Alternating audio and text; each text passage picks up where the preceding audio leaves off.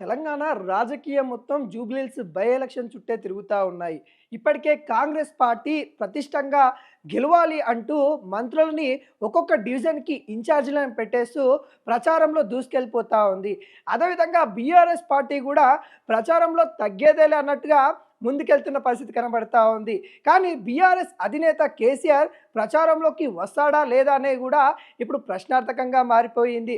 కేసీఆర్ మరి ప్రచారంలో పాల్గొంటాడా?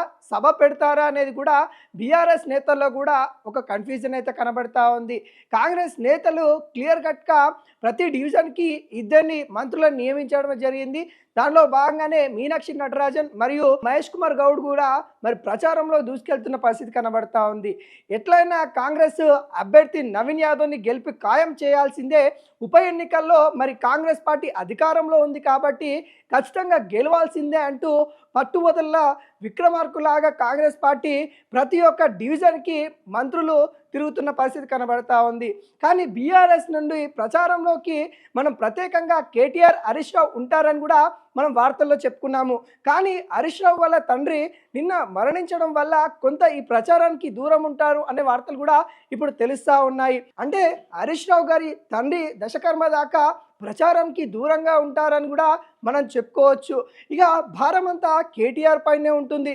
ఇక కేటీఆర్ ప్రచారంలో దూసుకెళ్తారు మనందరికి తెలిసిన విషయమే. కానీ కేటీఆర్కి మరింత భారం అవుతుందని కూడా బీఆర్ఎస్ అధినేత అనుకుంటున్నట్టు కూడా తెలుస్తూ ఉన్నారు.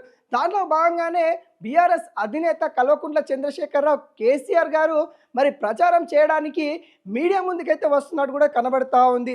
ప్రముఖ మీడియా ఛానల్లో తన ఇంటర్వ్యూ ఇవ్వబోతా ఉన్నట్టు కూడా తెలుస్తూ ఉంది. దానికి సంబంధించిన షెడ్యూల్ కూడా ఖరారైనట్టు కూడా తెలుస్తూ ఉంది. 24/7 ఛానల్స్లో ఒక ప్రముఖ ఛానల్స్లో తన ఇంటర్వ్యూ ఇవ్వబోతా ఉన్నారు. ముఖ్యంగా జూబ్లీహిల్స్ ప్రజల్ని ఉద్దేశించి మాట్లాడతారని కూడా ఇక్కడ తెలుస్తూ ఉంది. అనేక సందర్భంలో కూడా చూసాము. కేసీఆర్ ఫామ్ హౌస్కి మాత్రమే పరిమితమైన సందర్భాలు ఎక్కువగా చూసాము. ఓటమి తర్వాత ప్రజల్లోకి వచ్చింది కేసీఆర్ అంతంత మాత్రానే. కానీ ఇప్పుడు కూడా ప్రజల్లోకి రావాలంటే కొంత కేసీఆర్ ఆలోచిస్తున్నాడని నెపం కనబడతా ఉంది. దాంట్లో భాగంగానే మరి ఈ ఎన్నికల ప్రచారంలో కూడా ప్రజల్లోకి వద్దామంటే ఖచ్చితంగా ప్రశ్నిస్తారు. అసెంబ్లీకి వెళ్ళని అతను మరి ప్రజల్లోకి ఏ విధంగా వస్తారన్నట్టుగా కాంగ్రెస్ నేతలు కూడా కొంత ట్రోల్ చేసే అవకాశం కనబడతా ఉంది.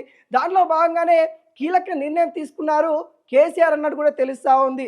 మీడియా ఛానల్ ముందు ప్రజల్ని ఉద్దేశించి మాట్లాడబోతా ఉన్నట్టు కూడా తెలుస్తూ ఉంది. ఆ మాటలు ఖచ్చితంగా బీఆర్ఎస్ పార్టీకి ప్లస్ అయితే అనేది కూడా బీఆర్ఎస్ నేతలు అనుకుంటా ఉన్నారు. మరి చూడాలి బీఆర్ఎస్ నేతల్ని కానీ జూబ్లీహిల్స్ ప్రజల గురించి కానీ కేసీఆర్ మీడియా ముఖంగా ఏం మాట్లాడతారు అనేది కూడా ఇప్పుడు ఉత్కంఠగా మారిపోయింది. బీఆర్ఎస్ నేతలు కూడా ఎదురు చూస్తున్న పరిస్థితి కనబడతా ఉంది. ఎన్నికలు త్వరలో అన్నట్టు కూడా మనకైతే తెలుస్తూ ఉంది. నవంబర్ 11వ తారీఖు మరి ఎన్నికలు అయితే ఉండబోతా ఉన్నాయి.